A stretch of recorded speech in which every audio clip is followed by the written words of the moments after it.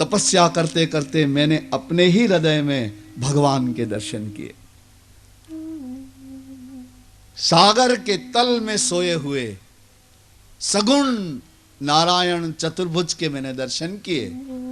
उनके दर्शन, उनका वैभव, उनका ऐश्वर्य, उनका सौंदर्य देख करके मैं बड़ा मुग्ध हुआ। मैंने बड़ी देर तक उनकी स्तुति करनी चाही, पर मुझसे कुछ भी कहा नहीं गया। मेरी इस अवस्था को देख करके भगवान मुस्कुराने लगे और उन्होंने मुझे कहा कि देखो ब्रह्मा, तुम मेरा ही संकल्प हो, तुम और कुछ दूसरे नहीं, तुम मेरा ही संकल्प हो, मेरा ही रूप हो, मेरी इच्छा से ही तुम प्रकट हुए हो, मेरा काम करने को प्रकट हुए हो। देखो ब्रह्मा, मैं तुम्हें एक सुंदर भागवत सुनाता हूं। भगवान ब्रह्मा जी को 4 मंत्रों में भागवत सुना रहे हैं। आइए, उसे चतुश्लोकी भागवत कहते हैं। भागवत का प्रारंभ यहां से हुआ था। भगवान ने सुनाई थी भागवत सबसे पहले ब्रह्मा जी को 4 मंत्रों में। आइए, भगवान ने ब्रह्मा को कैसे सुनाया, कहते हैं श्री भगवान उवाच अहमेवासमेवाग्रे नान्यद्यत्सदसत्परम् पश्चादहं यदेतच्च यो वशिष्येत सोऽस्म्यहम्। ओ ब्रह्मा, जब कुछ नहीं था तब मैं होता हूं, जब सब कुछ होता है तो उसमें भी मैं ही होता हूं, और जो सब कुछ संहार हो जाता है और जो शेष तत्व रहता है वह भी मैं ही हूं। प्रारंभ में, मध्य में और अंत में एकमात्र मेरी ही सत्ता और मेरी ही शक्ति रूपांतरित होती रहती है। ओ ब्रह्मा, ऋतेर्थम यत् प्रतीयेत न प्रतीयेत चात्मने तद विद्यादात्मनो मायां यथा भासो यथा तमः। ये तो मेरा रहस्य बताया। भगवान कहने लगे कि मैं मेरे तत्व का वर्णन कर रहा हूं ब्रह्मा। जब कुछ नहीं होता तो मैं ही होता हूं, जब सब कुछ होता है तो उसके आधार रूप में ही होता हूं, तत्व रूप से उसमें मैं ही होता हूं, मैं ही कारण होता हूं। और जब कुछ भी नहीं होता, यह सृष्टि नहीं होती, तब भी शेष तत्व में ही होता हूं। भगवान अपना तत्व बता रहे हैं। भगवान खुद अपना तत्व अपने मुख से कह रहे ब्रह्मा को। तो ईश्वर के विषय में यह परिपक्व ज्ञान हमको होना चाहिए। अनंत अनंत अनंत अनंत न गिने जा सके ऐसे अगणित वर्षों के पूर्व ईश्वर की सत्ता थी। आज भी यह सारा दृश्यमान जगत उसकी सत्ता से ही है, उसी का रूप है, उसी का रूपांतरण है, कन्वर्सेशन। और जब यह जगत नहीं रहेगा, सूर्य भी टूट जाएगा, पृथ्वी भी बिखर जाएगी, हवा भी रुक जाएगी, कुछ नहीं होगा, तब भी शेष तत्व एक ही होगा, और वह ईश्वर। इतनी अनंतता है ईश्वर तत्व में। इस तरह विचारा जाना चाहिए परमात्मा को। भगवान कहते हैं ब्रह्मा जी, ऋतेर्थम यत् प्रतीयेत न प्रतीयेत चात्मनि तद विद्यादात्मनो मायां यथा भासो यथा तमः। और देखो, माया क्या है, भ्रम क्या है, हम सभी लोग कहते हैं कि संसार माया में डूबा हुआ है, माया में डूबा हुआ है, माया में डूबा हुआ है। माया क्या है और माया का कारण कौन है? देखिए, ये न्याय शास्त्र का बहुत महत्वपूर्ण शब्द है, कारण। माया क्या होती है, किसे कहते हैं माया? और माया है तो माया का कारण कौन है? उस माया का स्वामी कौन है? क्या होती है माया, क्यों होती है माया?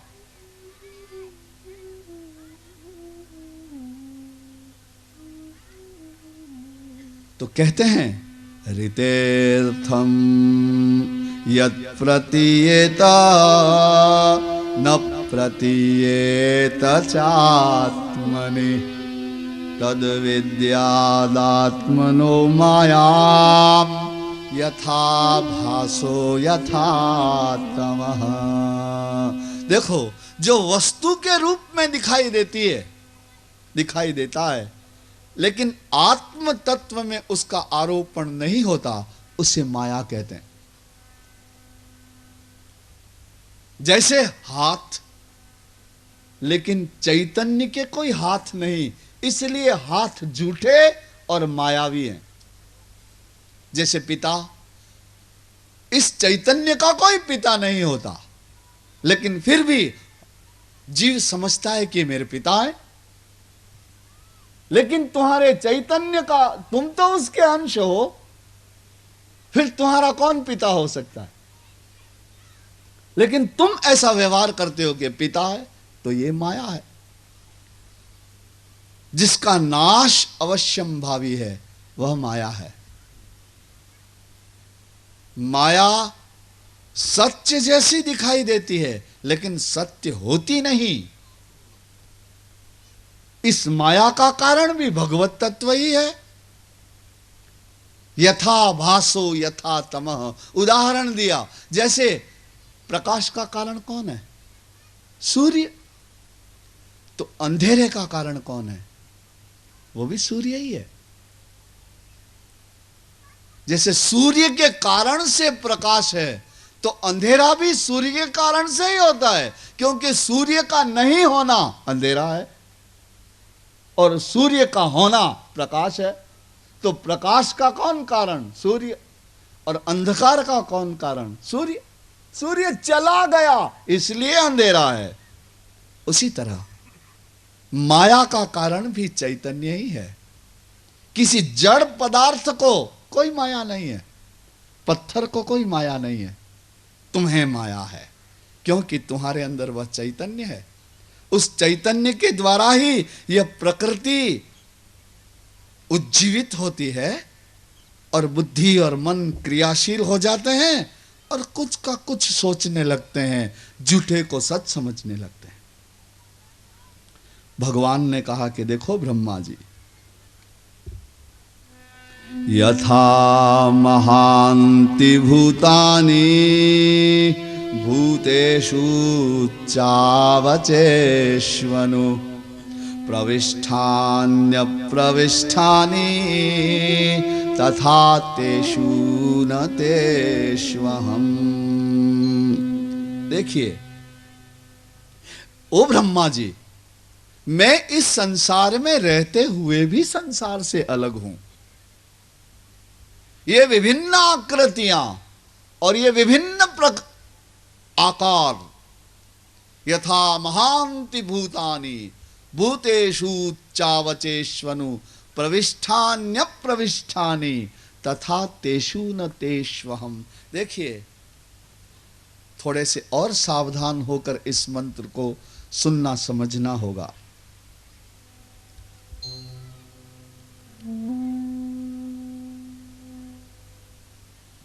ये जो अनंत प्रकार के आकार हैं, छोटे बड़े, कीड़ी, चिड़िया, मयूर, हाथी, गाय, मछली, कीट पतंग, पुरुष, स्त्री, बालक, ये अनंत प्रकार के जो आकार हैं, ये आकार कैसे बने हुए हैं? ये पंचमहाभूतों से बने हुए हैं। आपका शरीर 5 महाभूतों से बना हुआ है। सारे ही आकार 5 महाभूतों के बने हुए हैं। इस शरीर में थोड़ी सी पृथ्वी है, थोड़ा सा पानी है, थोड़ी सी अग्नि है, थोड़ी सी हवा है, थोड़ा सा आकाश है। इन 5 महाभूतों की ये सारी की सारी आकृतियां हैं। तो प्रश्न यह है कि इन पृथ्वी जल तेज वायु आकाश में ये सारी आकृतियां पहले से थी अथवा बाद में इन महाभूतों में प्रवेश पाई? ऐसे समझ लीजिए, क्योंकि भागवत तो कठिन ग्रंथ है ना, इसकी विषय वस्तु गरिष्ठ है, भारी है, बहुत समझना पड़ता है। भगवान की बहुत आराधना करनी पड़ती है, बुद्धि को अत्यंत तीक्ष्ण और तीव्र बनाना पड़ता है, तब ये तत्व आंखों से दिखाई देते हैं, साफ साफ प्रकट हो जाते हैं। ऐसे समझ लीजिए, यहां प्रश्न यह है कि अगर एक पाषाण है, एक पत्थर है, अगर हमें उसमें मूर्ति बनानी है भगवान की, तो अब मूर्ति हम कहीं बाहर से ला करके उस पत्थर में डालेंगे या मूर्ति उसमें होती ही है? क्या होगा? अगर हमें पत्थर की मूर्ति बनानी है और हम बहुत बड़ी शिला ले आए, अब हमें आकृति कहीं बाहर से लाकर के उस पत्थर में नहीं डालनी है। उस पत्थर में पहले से आकृति बनी हुई ही है, लेकिन उस आकृति को ढके हुए दूसरे पत्थर हैं, उनको धीरे धीरे धीरे धीरे अलग कर देना होगा, तो मूर्ति बाहर निकल आएगी। उसी तरह से ये 5 महाभूत जो हैं, इसमें ये सारी आकृतियां पहले से होती हैं। तुम्हारी आंखें पहले से बनी हुई हैं पृथ्वी जल तेज वायु आकाश में। तुम्हारा शरीर, तुम्हारी ऊंचाई, तुम्हारी उंगलियां, तुम्हारा रोम रोम पहले से बना हुआ है इसके अंदर, तब ना इसमें से निकल के आया। उस पत्थर में कहीं बाहर से लाके मूर्ति शिल्पकार नहीं डालता, उस पत्थर में पहले से ही मूर्ति होती ही है, लेकिन उस मूर्ति को ढके हुए दूसरे बेकार पत्थर वह अपने हथौड़े से, अपनी कला से, अपनी उसे क्या कहते हैं, छेनी से धीरे धीरे धीरे धीरे अलग करता है और मूर्ति बाहर आ जाती है। उसी तरह तुम भी पानी में, पृथ्वी में, आग में, हवा में पहले से हो, तब न तुम उसमें से आए हो। तुम हो क्या? आप कहां से आए? मैंने सवेरे कहा था ना, आप अपने भूतकाल को याद करो। कहां थे आप? आप अपनी मां के पेट में थे, बूंद बने हुए, वहीं तो थे। तुम्हारे शरीर की कहानी तो वहीं से शुरू हुई। तुम एक पानी के बिंदु समान मां के पेट में थे। आज तुम बड़े होके कह रहे हो कि मैं हूं, तो बिंदु में से ऐसे बड़े कैसे बन गए? क्या अभिवृद्धि हुई तुम्हारे में? तुम्हारे में क्या इंक्लूड हुआ? क्या बढ़ा? क्या प्लस हुआ? क्या मिला तुम में? तुम में मिट्टी बढ़ी, पानी बढ़ा, तुम में स्पेस, आकाश बढ़ा, तुम्हारी गर्मी बढ़ी, तुम्हारी श्वासें बढ़ गई। ये सब तो पहले से था उसमें। इसलिए जिस तरह, और तुम ही नहीं, चिड़िया भी, मक्खी भी पहले से थी पृथ्वी जल तेज वायु आकाश में, पहले से थी। मछली भी पहले से थी, क्योंकि उसका शरीर भी इन 5 तत्वों से ही बना है। तो जैसे ये सारी आकृतियां इन 5 महाभूतों में पहले से होती हैं, वैसे ही ये 5 महाभूत चैतन्य में निराकार रूप से पहले से होते हैं। इस तरह यह समग्र जगत ईश्वर का ही रूपांतरण है। एतावान एतावदेव जिज्ञास्यं तत्त्वजिज्ञासुनात्मनः अन्वय व्यतिरेकाभ्याम यत्स्यात् सर्वत्र सर्वदा। जो जिज्ञासु है, जिसे तत्व की जिज्ञासा है। देखिए, मैं बार बार अनेक कथाओं में एक बात कहा करता हूं। मैं कहा करता हूं कि इस मनुष्य को भगवान, परमात्मा, ईश्वर, उसको जानने की जिज्ञासा ही नहीं होती। इस मनुष्य के लिए सबसे आवश्यक तो यह है कि वो जिज्ञासा करे। ब्रह्मसूत्र वेद व्यास जी ने लिखा, उसका पहला सूत्र है अथातो ब्रह्म जिज्ञासा। व्यक्ति को जिज्ञासा होनी चाहिए, ईश्वर क्या है, मैं क्या हूं, यह जगत क्या है। तीन ही सबसे बड़े प्रश्न हैं। पहला प्रश्न तो यह है कि तुम क्या हो। दूसरा प्रश्न यह है कि चारों तरफ दिखाई देता संसार क्या है। और तीसरा सबसे बड़ा प्रश्न यह है कि परमात्मा क्या है। हम तो इस देह गेह में बंधे रहते हैं, खाने पीने, पहनने, इकट्ठा करने, भोगने में ही डूबे रहते हैं। इसलिए हम ये जिज्ञासा कर ही नहीं पाते और हमारा जीवन यूं ही चला जाता है। यहां कह रहे हैं एतावदेव जिज्ञास्यं तत्त्वजिज्ञासुनात्मनः। जो तत्व जिज्ञासु है, उस तत्व जिज्ञासु को इस तरह से सोचना चाहिए, अन्वय व्यतिरेकाभ्याम यत्स्यात् सर्वत्र सर्वदा।